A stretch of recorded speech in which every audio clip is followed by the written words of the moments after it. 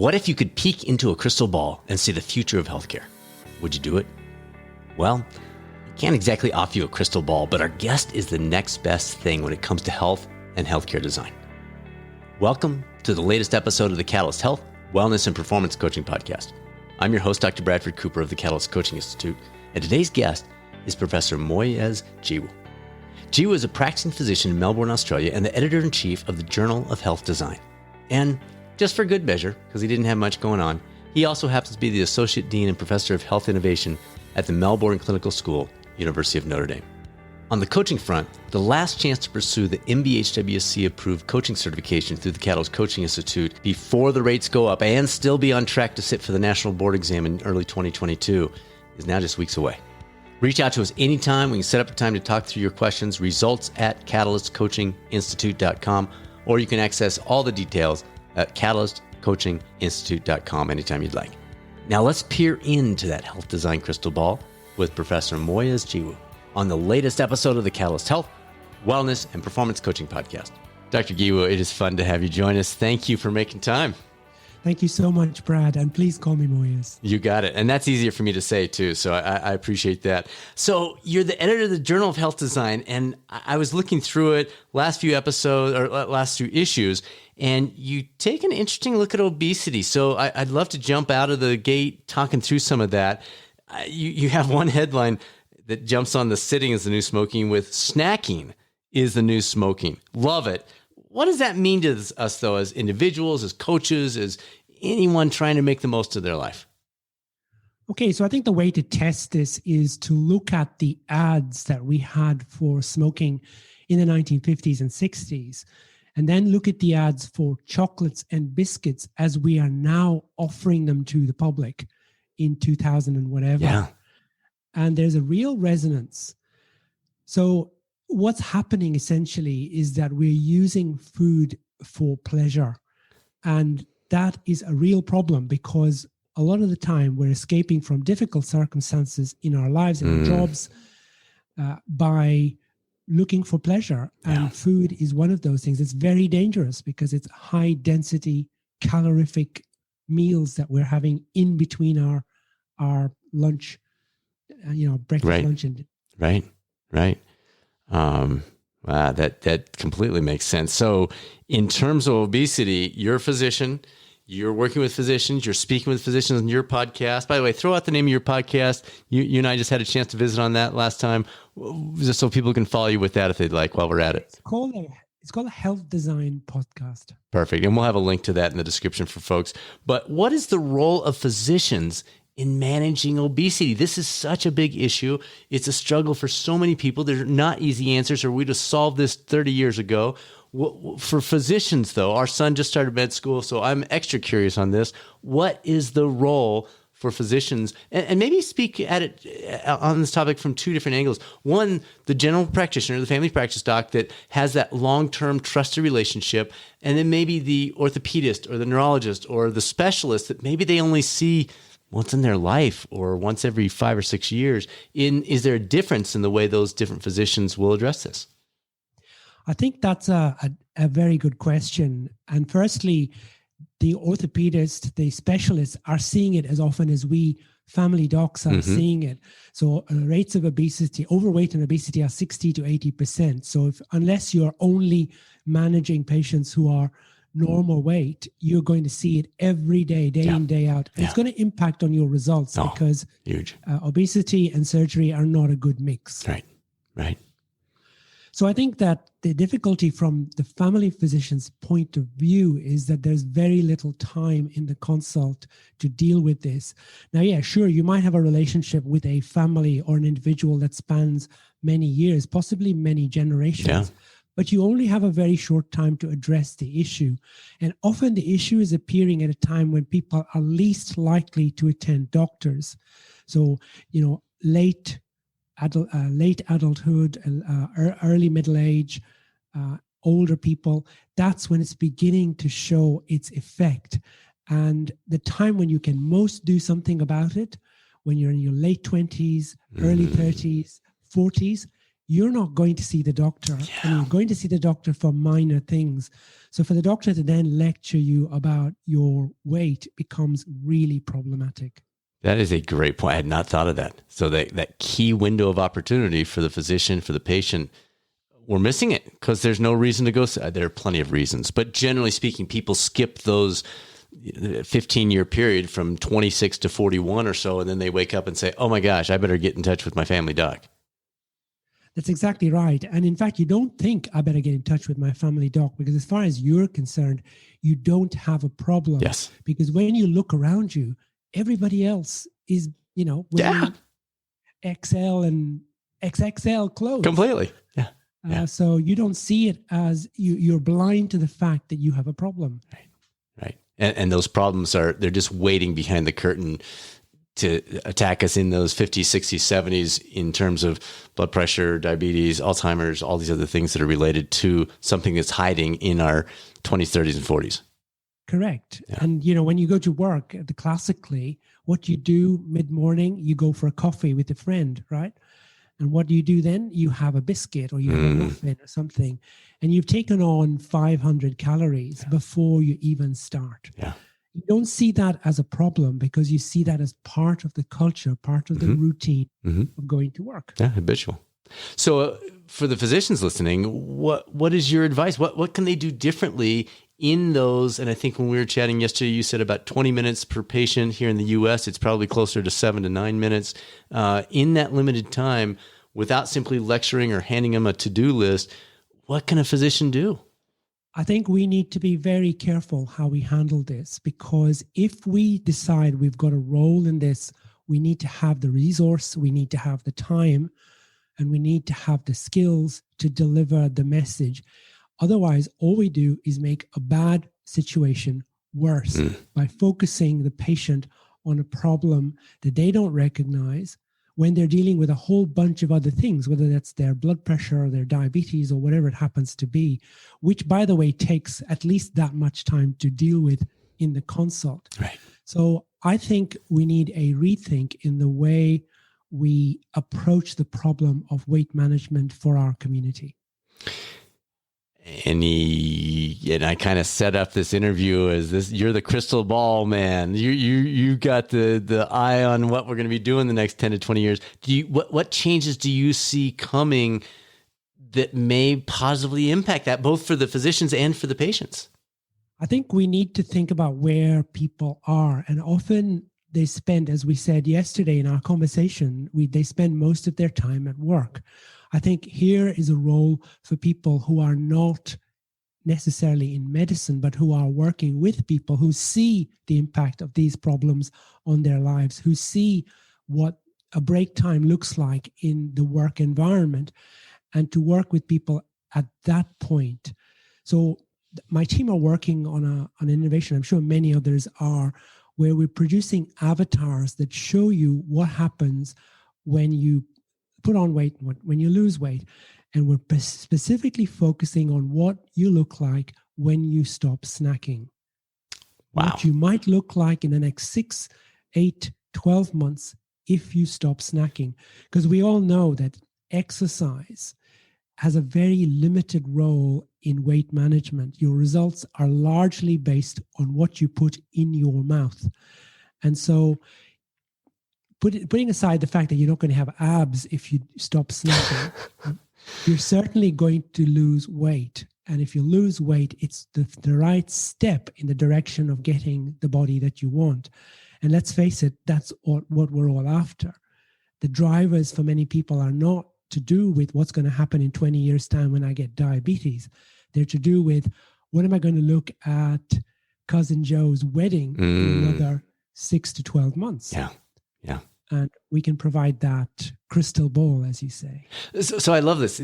I can literally go in and plug in me, and it's got a picture of my face and my body the way it is now. And if I stop snacking, or I reduce that by 50%, then it's going to show me what I'm going to look like 6, 12 months from now. Is that what you're saying? Exactly right. That's so fun. We have the technology to do that. It's not particularly complicated. The algorithms are all in the back of the computer, and it basically spits out an image of what you're going to look like in 6 to 8 months' time, should you stop consuming 500 calories more than you need this week or next week or whatever happens to be. And if you keep that up, you can see how your body will change dramatically. But the other nice thing about it is that if you don't do that, it shows you that it's not going to be a disaster in the next week or two if you fall off the wagon and you happen to go to Hungry Jack's or KFC, whatever it happens to be. It's not the end of the world. Right. This is not the fun police. This is to help people to achieve the results they want. And truly visualize it in a real way. In a real way. So I'm loving this because about 10 years ago, when some of the printable that you could plug in that you wanted a wrench, and the printer would literally print out a wrench for you. Now, it wouldn't be the same as what you get built in a machine factory, but you need to partner with one of those folks. And then, do you know what bobbleheads are? Is that a thing in Australia? You guys big on bobbleheads? So in the US, a lot of the athletic teams will put out these bobbleheads, and it'll be like your favorite baseball player, and he'll have kind of a little tiny body and then this big head, and it just bobbles. And so people keep these on their desk, and just when they're laughing and joking, they'll be like, "Oh, here's my, LeBron James," and they'll just have his little bobblehead up there. And it's a big deal here. You need to partner with those folks, because how cool would it be for me to have 2 bobbleheads? 1, if I stop snacking. 2, if I increase my snacking, and that sits on my desk, and I look at the 2 and I go, "Which Brad do you want to be today, buddy?" So just saying, something out there for you to add on to that.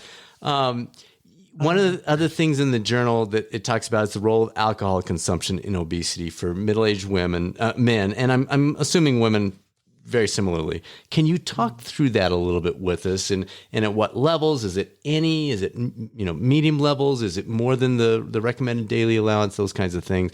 Just walk us through that concept. Get this spinning around in people's heads a little bit. Okay, so my experience as a family doctor, and I've been a family doctor for more than 30 years now, is that alcohol generally is a problem at any level that you consume alcohol, and that's not being. There's no particular other reason for it other than thinking about health, because along with alcohol come a whole bunch of other habits.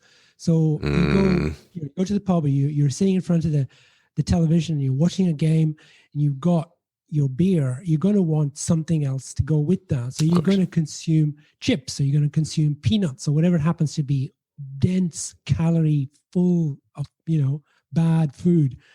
And so while you might think I've only had 1 beer, you've also consumed a whole bunch of other things. And of course, the more you drink, the more calories you're consuming as well. So it's not just the food, it's the calories in the actual alcohol. And of course, when you're drinking alcohol, your inhibitions are down. Your bobblehead is the one you're focusing on, not focusing on other bobblehead. You're watching the game. And so there it goes. So the alcohol matters, but it's more what accompanies the alcohol. It's more what the alcohol leads to, the thoughtless activities that are going on accompanying the alcohol. Yeah, it's the pizza, it's the chips, it's all those things that, we automatically assume are part of the fun of having a beer. Right. Okay. Makes sense. So you and I met through your wife, who taught an exceptional course on storytelling. Any of you who are Seth Godin fans out there, I found Bernadette, his wife, amazing wife, through Seth Godin. I took the class back in 2019. But the journal featured this topic a couple of years back. It talked about a patient's story has a huge impact on the proper diagnosis for physicians. Do you see artificial intelligence being able to tap into that storytelling? I'm wondering if that's one of the aspects where AI will never quite replace the physician's relationship, ability to tap into that story, et cetera, et cetera, et cetera. I think that's exactly right. So you're talking to somebody who loves to see patients face to face. I think when we are distressed, when we have a problem, when we want comfort, we don't want to talk to a machine. Now, when you talk to people who are involved in technology, they say, well, the machine's going to have eyes, and you'll be able to look at it, and it'll feel like you're looking at a human being. You're going to be able to put your fingers in a particular place and feel as if that machine was holding your hand, etc. I don't buy that, frankly. I think we need other people when we are in trouble. It's different if you're going in to get a repeat prescription for something. Sure. And the machine's able to work out when you took your medicines, how many are left, and all those other things. And your biomarkers all could be fed into the machine. But when it comes to telling stories, I believe there's no alternative to another human being. Okay, so let's run down this rabbit trail. Physicians have limited time, and so they're most likely removing, in many cases, the story aspect of that visit and focusing on the biometric data. Yeah. What words of wisdom do you have, either A, for physicians or for patients that are looking for a physician? Maybe they're 40 years old. They're starting to wake up to the idea of rebuilding this relationship, of looking for a physician who gets that. How do you, besides watching your watch and going, oh, that was 7 minutes, how does a patient find that physician who gets the story side? Okay. So it doesn't take 20 minutes to get someone in the mood to tell a story or to get a story out of someone. And the way you know you're in the right room is how you've been greeted and how you've been treated in the first 2 minutes of that meeting, right? If your doctor is at his computer or her computer wholly for the first 2 minutes of your consult, I would stand up and leave. Because that person is not focused on you and your needs. It doesn't take much to turn around, face your knees in the direction of somebody, look them in the eye, and shut up and listen for 2 minutes. That's all it takes, 2 minutes. And in that 2 minutes, in that pregnant pause, you're going to blurt out your deepest, darkest secrets. Trust me. Remember Columbo? That was his superpower. So you and I remember Columbo, but most of our listeners are going, what? What is this thing? What is this Columbo thing he's talking about? That's a shame. The greatest detective America ever had. Look him up on YouTube. Oh, I love it. All right. So how about for the physician who's saying, I get it. Like, I believe that. I'm so rushed. Do you have any encouragement for that person? So you can put your arm around him and say, it's going to be okay. Here's why. Yeah. I would say just try it. We're telling ourselves a story in our heads. Oh, the administrators are not going to be happy unless I plug in all this data, et cetera, et cetera. If you're on such a rat wheel and such a hamster wheel, you need to get off it for starters. And besides which, being rebellious is not a bad thing. Rebel just for 2 minutes. For 2 minutes, say, this is me time, me and my patient time. I'm going to give this my best shot. Because at the end of the day, we doctors go into this so that we can serve people. That's where the joy comes in our work. And if you're not going to get that out of your work, what else are you getting? Do you want to just be a data monkey, which is essentially what many people have been turned into? Yeah. I come out of the physical therapy world. I've been a PT for almost 30 years now. That's scary to say.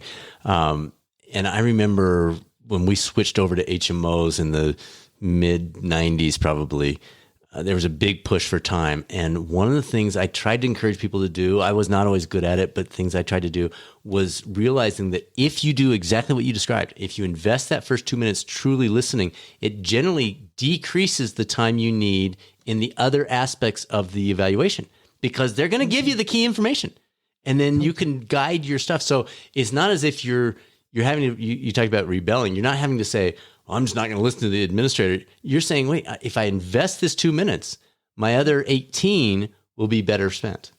Correct. And you will more likely meet the needs of that administrator by investing the time that is actually part of the equity of the relationship between doctor and patient. Yes. As soon as they feel that you're engaged with them, as in the patient feels that you're engaged with them, they're going to want to work with you. Yeah. And that's what we all want. We want our patients to work with us, right. Not say, you know what, I'll just listen politely to his ear because that's what I'm looking at right now for about however long this lasts. And then I'm going to walk out of here. I'm going to find a second opinion. Yeah. Good. All right. Your podcast focuses on better Health by Design. We talked about the name of it before as Health Design Podcast. What are some of the most important things you've learned from guests over the years? What are the things that jumped out at you and you went, oh, that's really good? I think that the thing that I got most out of the podcast are the stories. And I would say that otherwise... Bernadette's not going to be happy with you. She's not going to be happy. I'm going to go home tonight. It's the stories. It's the fact that people, when given a chance, will tell you a story that is so much more powerful than a lecture or a PowerPoint presentation or anything else. So let me tell you a story. This is a story from one of my guests. And the story goes like this. So it was in the 1950s in Alabama, in the US. And this 5-year-old boy lacerated his forehead. And his mom took him to the hospital to have the laceration sutured. Now, at that time, there was segregation, as you know, in the US.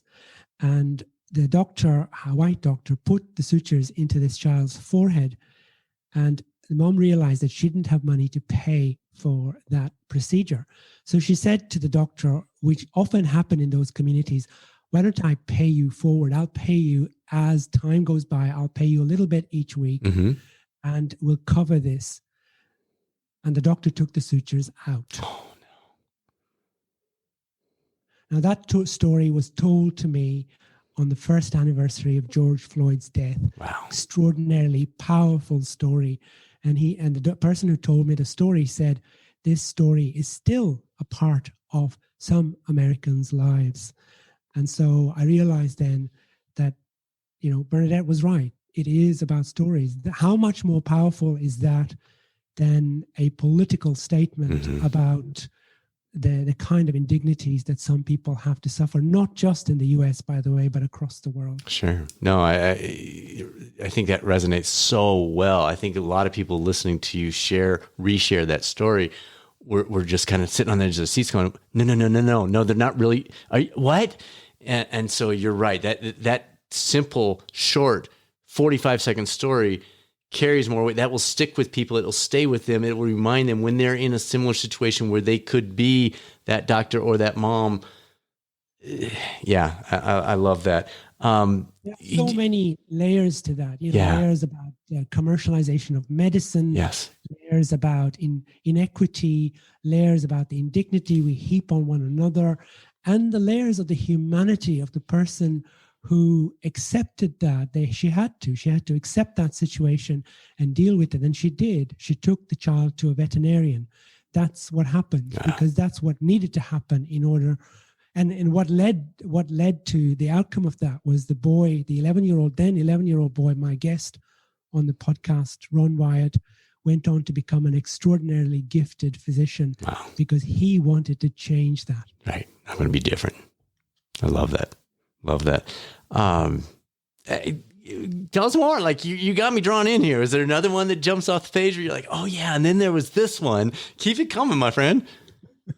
Well, there were some awful stories, I have to say. And the other one that really struck home for me was the story of this woman who brought her child to the hospital with encephalitis. So the child had clearly got an inflammation in and around the brain, and there was a need to do a lumbar puncture. And she said that the attending physician had said to her, let me know if you need me to yell at anybody.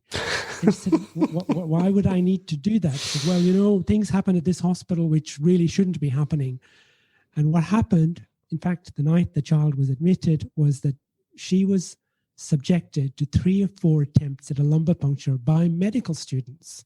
The child was extraordinarily distressed, and mom was a physician, had to call time and say, please stop, get somebody who is better qualified, better experienced to see to my child. That was another extraordinarily powerful story that reminds me that as a physician, not to take things for granted, that sometimes seeing things from the eyes of the person who you're trying to help can sometimes shock you as to what you've allowed yourself to do. I heard that interview that you did with her. That was a very, very well done. Let's talk the practical implications for those listening who are not physicians, which would obviously be the majority of our listeners. What in today's healthcare, in the world that we're dealing with, and obviously it's a little bit different, Australia, US, Europe, we've got listeners in all three. What would be your advice for the patient to get through this crazy map called healthcare? I think it's important to find a doctor that you're comfortable with. And for all the stories that we hear, there are some extraordinarily talented, caring, compassionate human beings out there who are in the profession. So it's not as if you are fighting an uphill battle. You will find somebody. And then forge a partnership. And it's really important to have agency. Take control of what you can control. Think about what you can do today to help yourself. And that's a key message, I think. We found that obviously through COVID, more and more folks are not able to go and see a doctor. So more and more people are beginning to try and understand a bit more about what's going on with them. We talked about obesity. There's and it's not a term that I think we should be using. It's a weight management issue. It's am I managing my weight? Am I looking after myself? Am I exercising? We were talking yesterday. Am I sleeping enough? Is that beer every night necessary? Is that something I can do something about? Because at the end of the day, we know that medicine is a commercialized entity. We know that people are making money out of it, and therefore there is a perverse incentive for us to keep going to see doctors. Right. I think we are, and it's not that doctors are bad. I think it's simply that we have the wherewithal to help ourselves, and we should take that power back and use it. Great advice. And then there's the evidence-based aspect that you and I have spoken about offline and in our previous conversation. There's, as people do try to take more control, as they try to improve their health, as they try to look at their alternatives that are out there when they're not there with their doctor and don't have that guidance, there's just so much junk out there. There's just so much baloney or headlines or fads. Any advice on a practical side that would help people tap into that? I mean, our whole focus in this podcast is to focus on the evidence. That's why we have people like you on here. But any advice for folks that are they're online, or what resources to look for, or how to tap into the stuff that's real versus just the clickbait and all the junk that's promising big things, but there's nothing behind it? Yeah, I think that's a very, very good question. It's difficult to give an exact answer because it's caveat emptor, isn't it? Buyer beware. Yeah. And that's good advice. So I think the first thing to ask yourself is, who benefits from this that I am offering? And the other thing is, who's paying for this service that allegedly is free, and who's getting something out of this other than myself?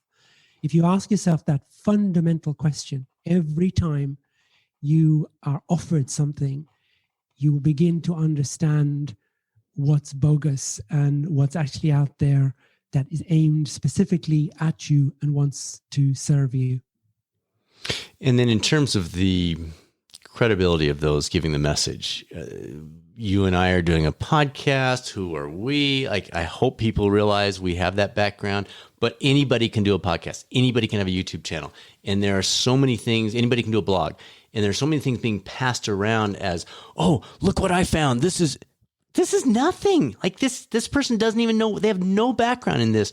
How does that person cut through the crap that's out there and get to the actual literature-based research, evidence-supported, et cetera, Are there a couple of things that we can help people just tighten that up a little bit more? I think we need to be very aware of how social media is constructed and the algorithms behind social media. So if you've been looking at what we now know to be false news, you're going to get more and more of it, and it's going to be clickbait. So if you're looking at your own device and you know that you've been looking at, hydroxychloroquine as the cure for COVID, let's say, you're going to get more of that kind of thing on your device and more of that kind of junk being sent to you. And it's going to be very persuasive, because it's not just you and I that know about the power of stories. lots of other nefarious organizations Right. know about the power of stories, Right. and they will use them mercilessly in order to get what they want. So be very careful about social media. Get somebody who clearly has the qualifications to guide you in the way that you would like to be guided, and that organization is properly administered, that there is a structure behind it, there's ethics, there's responsibility, there's a code that governs the people who look after you from that organization. And medicine's a good one most of the time. So, which was that one? Sorry? Which was that one? Medicine is a good one. Medicine is a good example in the sense that you've got ethics behind it.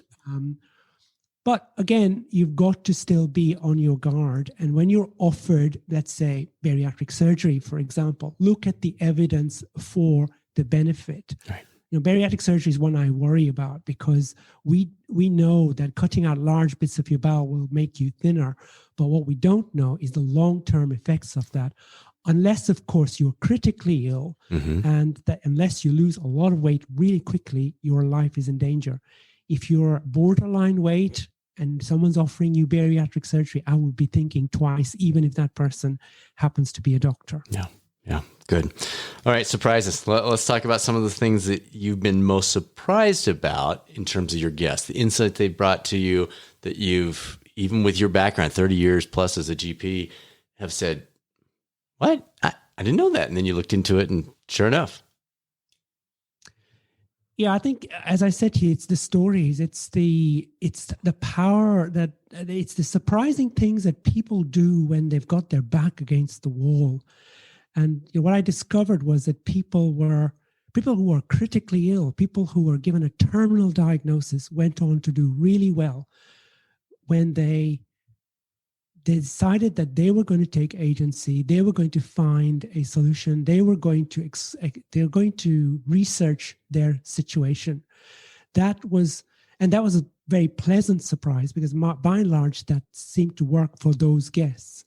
Then there were people who were so at ease with themselves and so able to accept the status quo, so able to live with what was going on. And there was an extraordinary peace that they brought to the conversation, and a feeling that even when bad things happen, sometimes the results are not as awful as we imagine that they would be.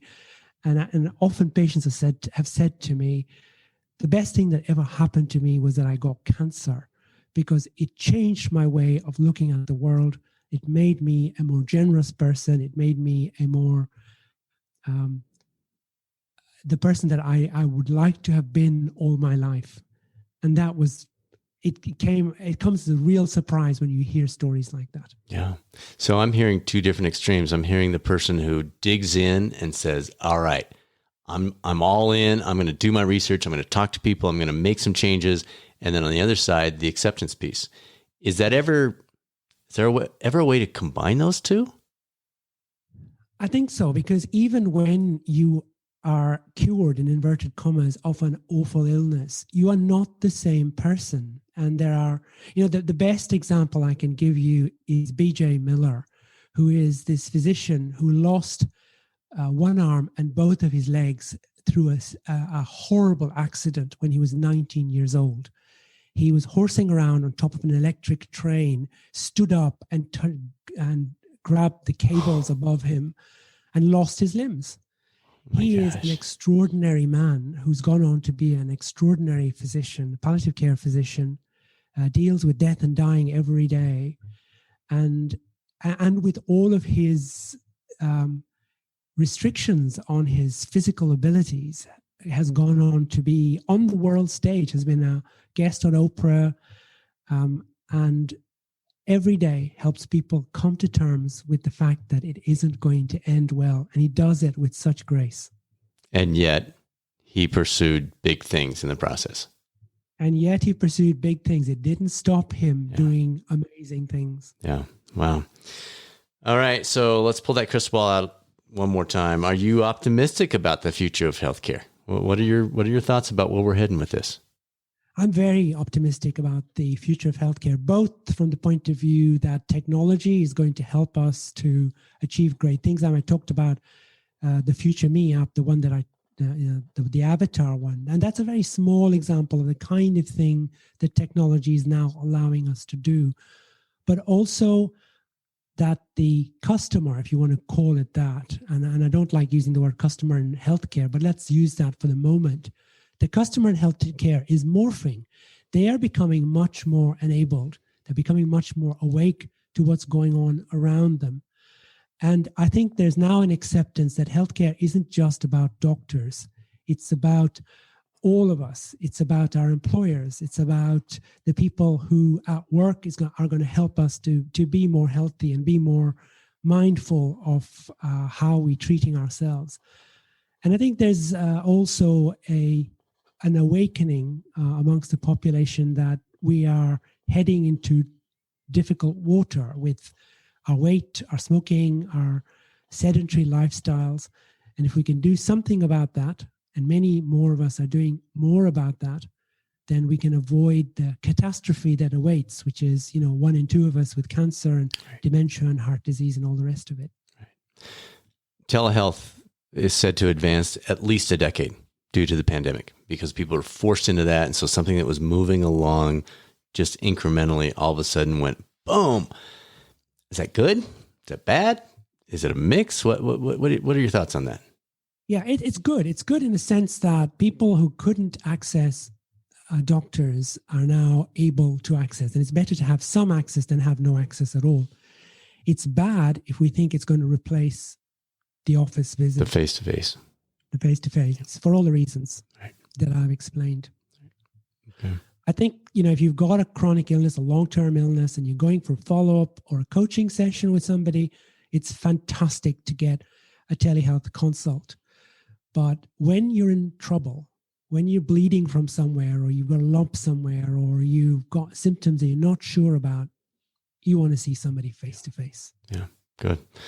All right, my friend, this is great. Just want to open up kind of wide open. Any final thoughts, anything that I haven't tapped into that you're saying, oh, Brad, you got to ask me about this. I got to say something about this.